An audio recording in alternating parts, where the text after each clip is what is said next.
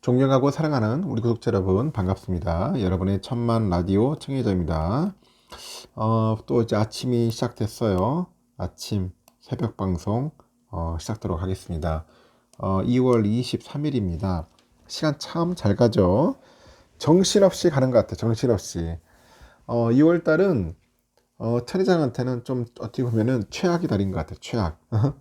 인생의 최악의 달이고 제일 정신없고 그런 것 같습니다. 제가 뭐 나쁘다고 하는 게 아니라 그만큼 저한테는 굉장히 빡센 한 달인 것 같아요. 정신없던 한 달인 것 같습니다.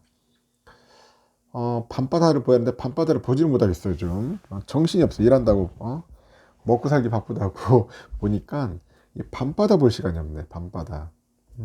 아름다운 야경을 보면서 맥주 한 캔 딱 마시고 안주로는 새우깡. 얼마나 좋아. 새우깡. 갈매기 줄 것도 없어요. 저 혼자 먹기 바쁩니다. 깡소주의 새우깡이 아니고 저는 캔맥주의 새우깡입니다. 하여튼 캔맥 하나 하면서 아름다운 야경을 보면서 여유를 부리하는데 그럴 시간이 없었던 것 같아요. 왜 이렇게 먹고 살기 바쁜지 참 정신이 없습니다.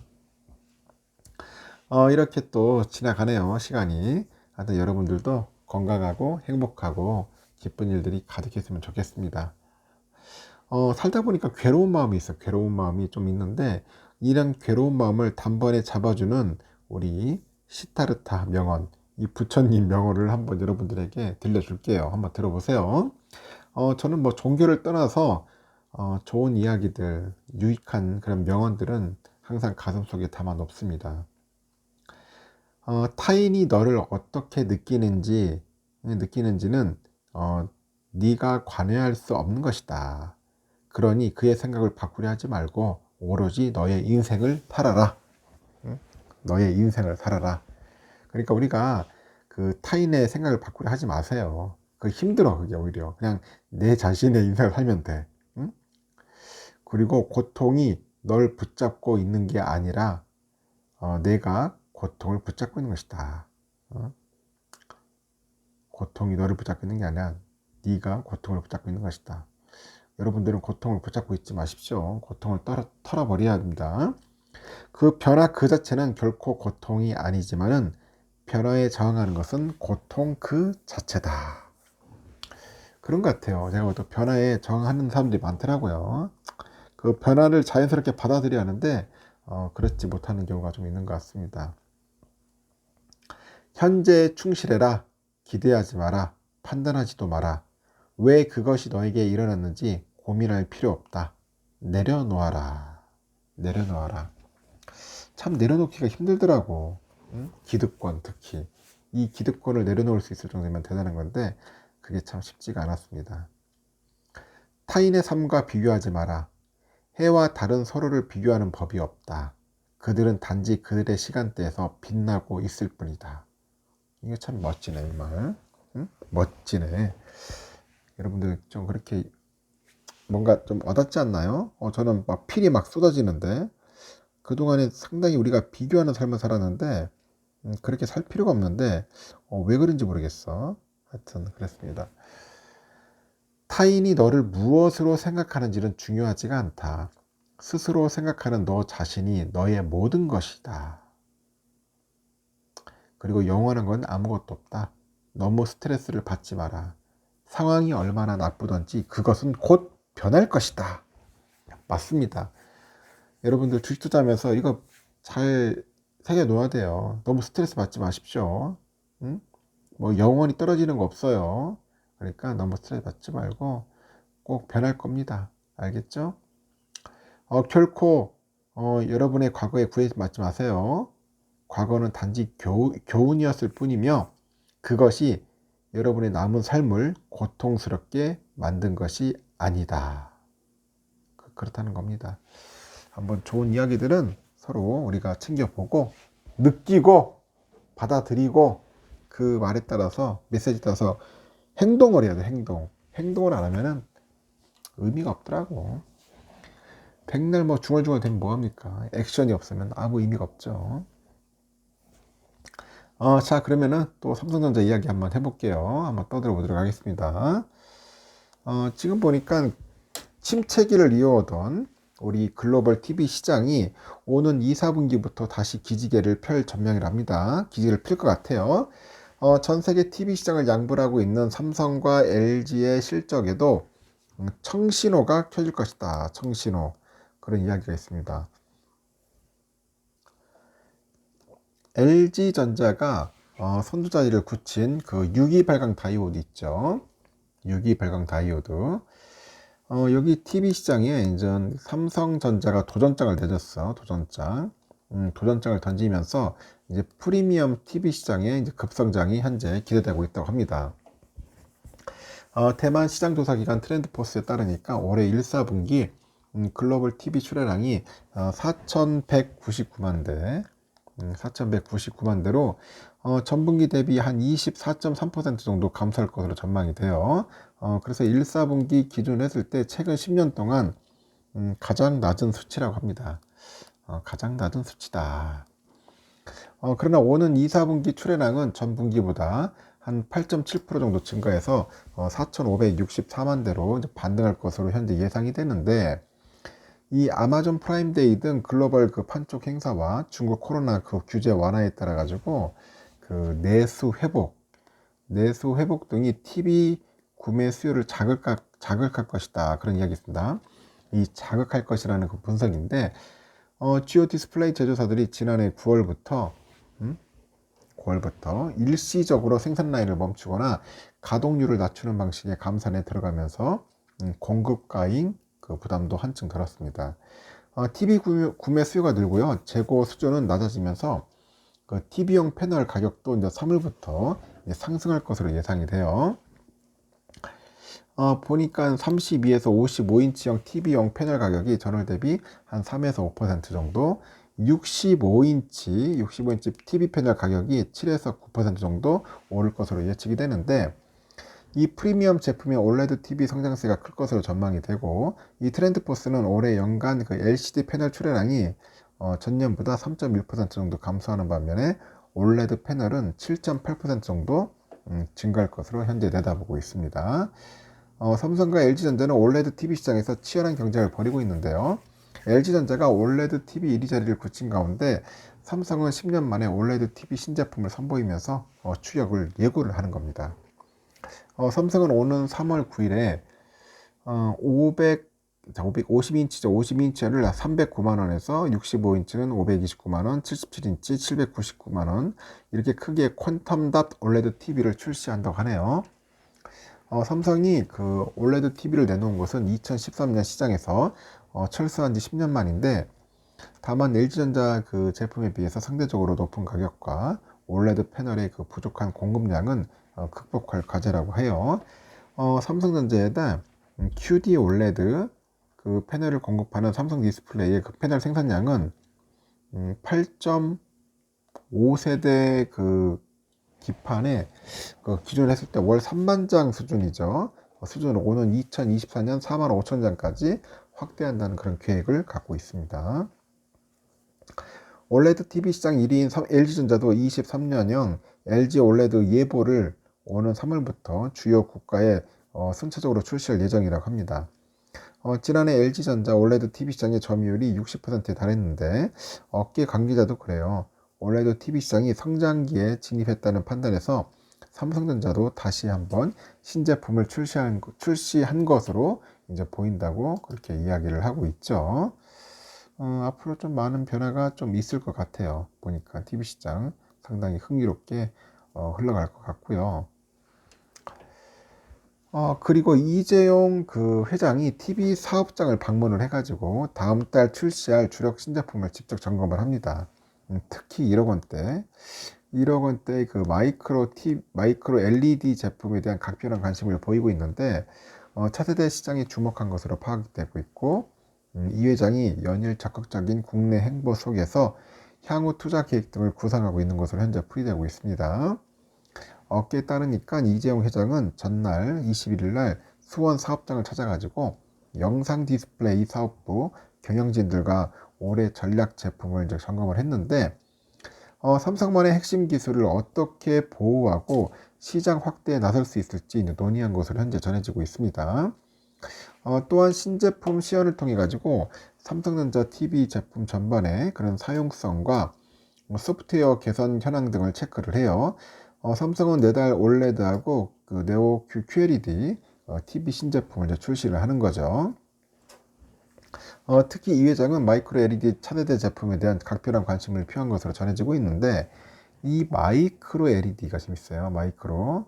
이 LED는 그 100 마이크로미터 이하의 그 LED 소자를 사용한 패널입니다. 그래서 올레드처럼 스스로 빛을 내지만은 무기물 소재를 사용해 가지고 번인이 없이 한 10만 시간이죠. 한 10만 시간 사용이 가능하다는 장점이 있습니다. 삼성은 올해 그 89인치죠. 이 마이크로 LED TV를 출시할 것으로 전망이 되는데, 예상 가격이 1억 700만이다. 1억 700만 원.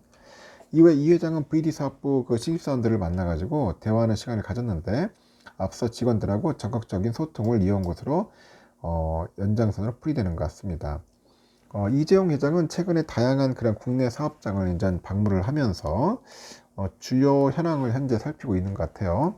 매주 한두 차례씩 이제 출석을 해가지고 했던 그런 재판이 이제 9일을 마지막으로 해서 오는 3월 3일에 예정되어 있는 것 같습니다.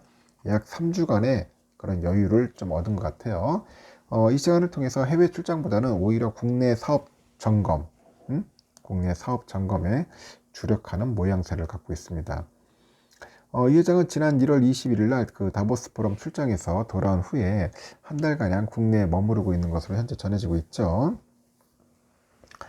이 회장의 행보는 삼성전자의 그 미래 먹거리의 발굴과 맞닿아 있는데, 지난 17일 이 회장은 그 천안 오란 캠퍼스를 찾아가지고 이 반도체 미래 기술로 주목받는 차세대 첨단 패키지 생산 설비를 점검을 합니다.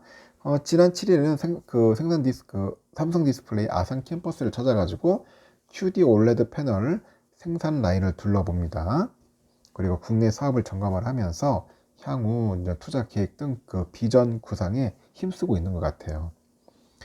최근에 삼성은 각 사업부 및 해외 법인으로부터 현금 자산을 최대한 끌어모으고 삼성 디스플레이로부터 20조 원을 차입하는 등 투자금을 확보하고 있는 것 같습니다. 그래서 초격차 유지를 위해서 이 반도체 투자뿐 아니라 로봇하고 AI 등 향후 삼성전자를 이끌어갈 이제 신규 사업 발굴에 상당히 지금 나서고 있는 것 같습니다.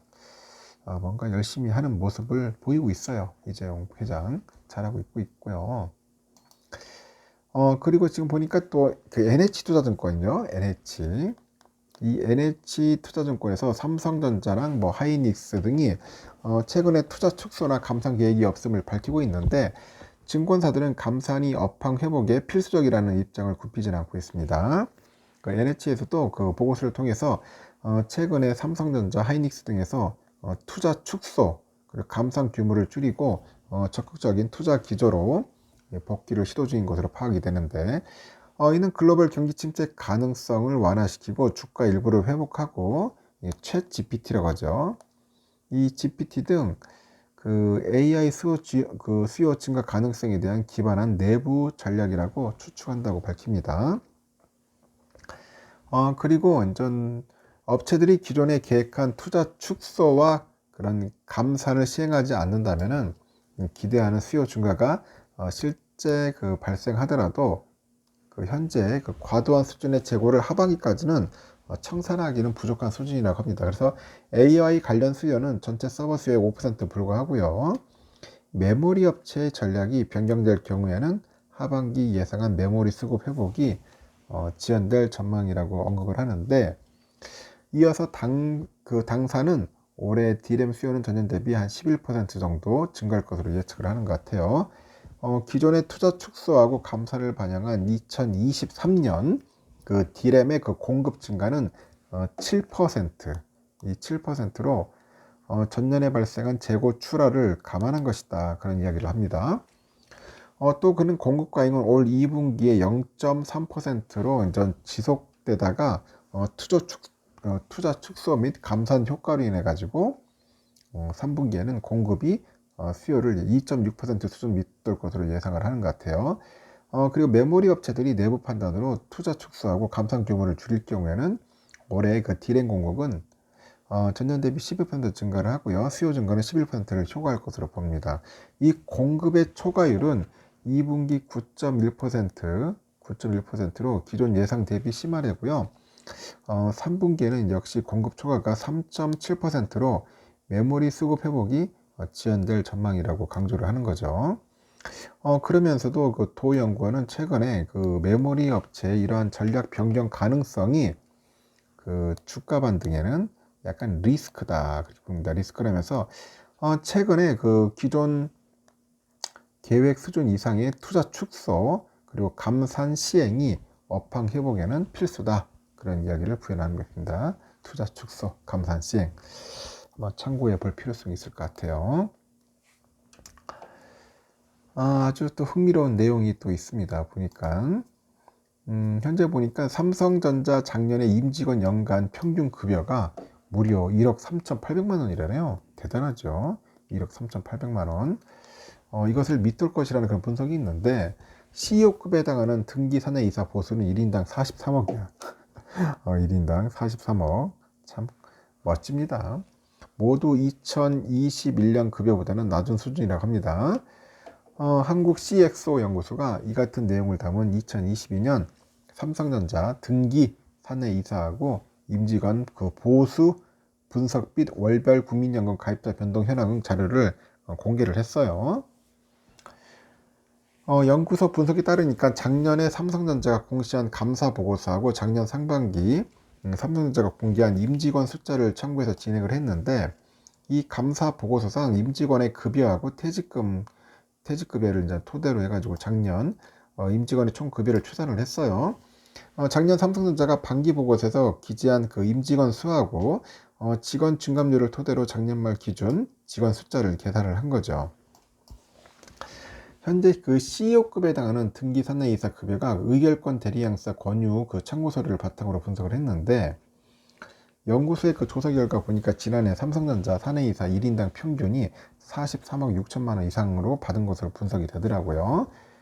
삼성은 작년에 11명의 등기이사에게 총 5억 원을 지급했습니다. 225억 지급을 했는데 이 중 5명이 사내이사예요. 2019년부터 21년까지 사회이사의 평균 급여가 1억 5천만 원 안팎인 점을 고려하니까 작년에 사내이사 5명이 받은 총 보수는 약 218억 정도로 추정이 되고 21년 사내이사 1인당 평균 급여랑 비교하니까 43.7%나 감소를 했더라. 43.7%나 감소를 했어요. 그리고 당시에 그 사내이사 1인당 평균 급여가 77억 4,700만 원 정도 되는 것 같습니다. 21년에 사내이사 평균 급여는 고동진, 김현석 전 삼성전자 대표에 지급된 그 퇴직금 120억 정도가 포함이 됐어요. 퇴직금을 제외하면 21년 사내이사 평균 급여는 53억 4,700만 원. 53억. 그럼에도 작년 사내이사 급여는 전년 대비 18.4% 줄어든 상황이라고 합니다. 이러한 조사를 바탕으로 해가지고 삼성전자 임직원 그리고 사내이사 간 그 평균 보수는 약 32배 차이랍니다. 32배. 32배 차이가 났다. 20년에는 42배인데 21년에는 53배. 이거보다는 적자 줄어든 거죠. 한편으로 올해 1월 국민연금 가입자 기준 했을 때 삼성전자 직원 숫자는 11만 8천 명 정도 되는 것 같아요. 작년 1월에는 11만 1000명 정도, 한 6.3% 정도 늘었죠. 그래서 현재 그 한국의 CX 연구사는 그래요. 삼성전자는 올해 경영 실적이 작년보다 저조할 가능성이 큰 상황에서 직원 수는 오히려 증가를 해가지고 인건비 관리가 중요한 경영 과제로 떠올랐다고 합니다. 그래서 사회적인 책임 차원에서 고용은 소폭 증가세를 보이더라도 직원에게 돌아가는 실질 그 평균 급여는 경영 상황에 따라서 다소 줄어들 가능성을 배제할 수 없다. 그렇게 언급을 하는 것 같습니다. 참고하시면 될 것 같아요. 참 삼성전자 이야기는 무궁무진합니다. 여러분들도 잘 듣고 계시고 잘 따라주고 계시는데 제가 뭐 이 이야기를 통해 가지고 여러분들에게 투자에 대해서 큰 도움이 된다기보다는 그 흐름과 삼성의 그런 모습들을 알아보라는 거야. 삼성을 제대로 알아두면은 나쁠 건 없잖아요. 뭐 제대로 알고 우리가 투자를 하든지 말든지 하지, 모르는 걸 하는 것은 상당히 위험하다는 겁니다. 그래서 이왕이면 좀 알아가면서 접근을 하자, 뭐 그런 차원에서 제가 이야기를 하는 겁니다. 여러분들이 좀 약간 긍정적으로 받아주시면 진심으로 감사하겠습니다. 이걸로서 마치고 오늘도 재미있고 유쾌한 하루가 되었으면 좋겠습니다. 여러분 화이팅 하세요.